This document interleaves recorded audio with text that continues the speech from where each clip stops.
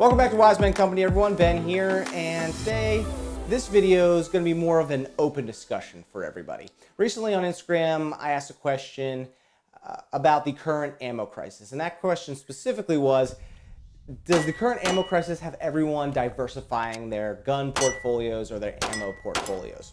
Got a mixed bag of answers. So I figured this would probably be a good topic to take to YouTube for us to talk about, and more importantly, for you guys to talk about amongst yourselves down in the comments. So, does the current ammo crisis, as of November 2020, have you guys diversifying your portfolios? Are you looking for different guns, different calibers to use, since the regularly hoarded 223 and 9mm is a little bit harder to find and it's more expensive? And I think we can all agree those two calibers are the predominant calibers when it comes to the market. 22 is probably in there as well, but 9mm and 223, everybody wants it, everyone stores it up, and myself included. So let's talk about it. Today, to add to the conversation, I have picked 5 platforms, and number 5 is kind of a 2-for-1. 5 platforms that you might want to consider diversifying your portfolio with. And we're going to go 1 through 5. And again, this is just some guns that I see that would probably be a good idea.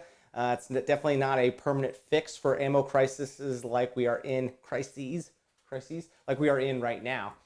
But hopefully it gives you guys some ideas and generates some conversation down in the comments below. I want you guys talking with one another. Don't talk at me. This is for everyone to learn from. So let's get started.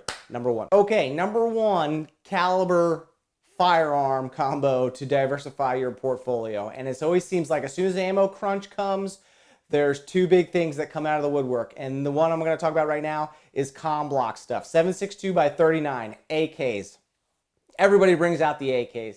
And I think that's a good choice if you're trying to diversify your portfolio. If you don't want to burn up your 223, 9mm, the 7.62 by 39, I like that round. It's very capable. The AK is slightly outdated, but with the current aftermarket support, it's not difficult to upgrade them, make them pretty functional, pretty capable platforms. So AK-47, you could lump the AK-74 in there, but very specifically for number 1 slot, I'm going to go with 7.62 by 39. I'm sure there's some SKS runners out there lying around, but more commonly, it would be the AK. And I'm not a big AK fan myself, but I could see myself picking up one if I wanted to burn up some 7.62 by 39, mainly because the price isn't terrible right now. It's still high. Last time I checked, they're 30 to 40 cents per round, but it's still widely available, which is awesome. That's really important. So number 1 slot is going to be the AK in 7.62 by 30. Before we go into number 2, one little caveat. I'm going to cover mainly rifle rounds. And there's going to be a pistol round in there, but I'm a big 9mm fan. I don't see any reasons for switching to 40 or 45 or 380. So mainly we're talking about rifle platforms in this video.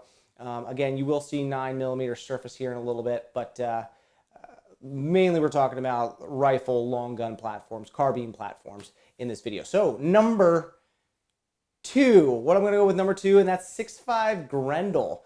6.5 Grendel, awesome, capable cartridge. I've talked about 6.5 Grendel on this channel quite a bit. I have a Mark 12 and 6.5 Grendel, full video on that if you want to check it out.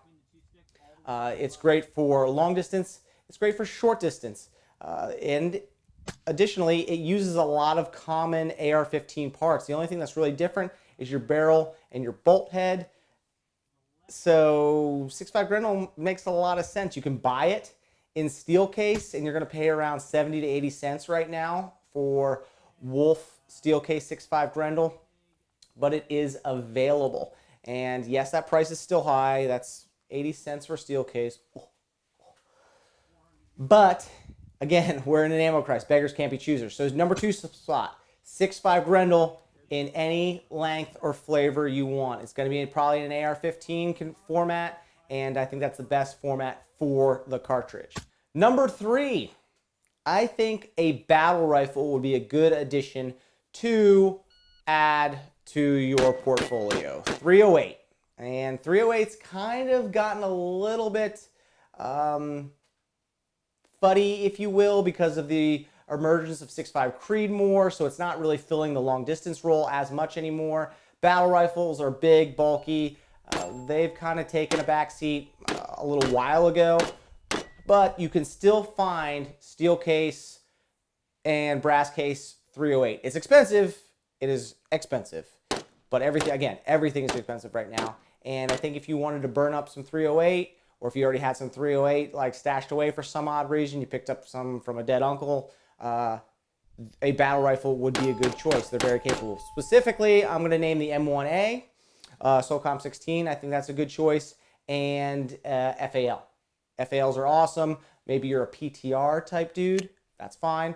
But number 3 slot is going to be 308. I personally have a few cases of 308 steel case lying around, and they're literally for days like this, for times like this that we live in. So I can kind of bridge the gap, not burn up my 223 or 9mm. So number 3 spot, battle rifle of your choosing.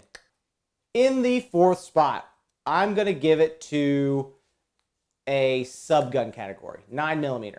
Yes, it's a pistol caliber, but maybe you already have a lot of 9mm because you carry a 9mm handgun, but you want to shoot it in a rifle platform. 223 is really hard to find and it's expensive. Not saying 9mm is not, but you're going to save a little money on 9mm compared to 223. And if you want to shoot a 9mm carbine, there's a lot of ways to do it. I like the MP5. I like the SIG Copperhead. Full video on that.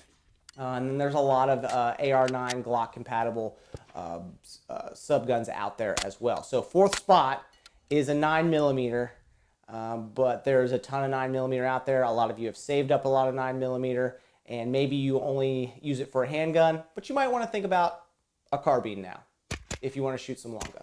Just a thought. Okay, last spot, and again, this is kind of a two for one. These are not my cup of tea, but you see a lot of these come out during times like this, and that is 22 LRs in a number of different platforms, AR-15 styles, subgun style, Ruger 1022s, and 12-gauge shotguns. Let's start with the 12-gauge shotguns. Not a big broom fan myself, but shotgun ammo is plentiful.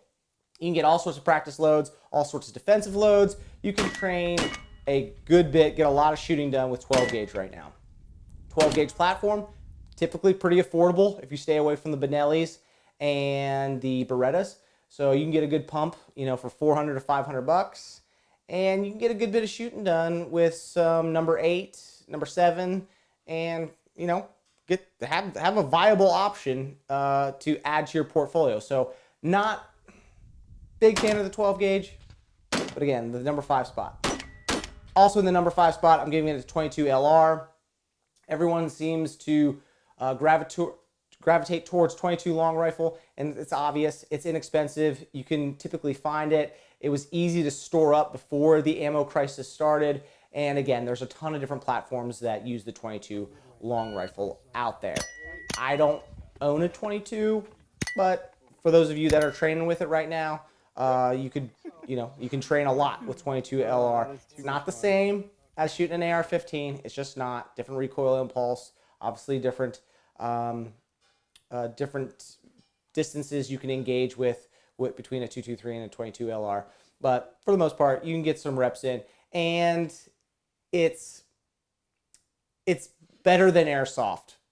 I'll just leave it at that. It's better than airsoft, but not by much. So that's your 5th spot. 12 gauge, 22 long rifle share a common spot, and I'm sure a lot of you have picked up on that. Picked up a 12 gauge or picked up a 22 long rifle recently. All right, guys, that's my top 5 platforms / calibers to diversify your gun portfolio with in these tough times we are in. And guys, we got to remember, these times we're living in as far as ammo goes might be around for a while. For those of you that lived the Sandy Hook era and you were into guns during that, you knew it took a good bit for ammo prices to come back to normal and availability to come back to normal levels. And it's not for a lack of manufacturers making ammo. They are making ammo around the clock. I've talked to a lot of ammo manufacturers, and they're running around the clock. They're not slacking at all. It doesn't help them to not provide the ammo that the country wants to consume right now. So Don't blame them. It's not their fault.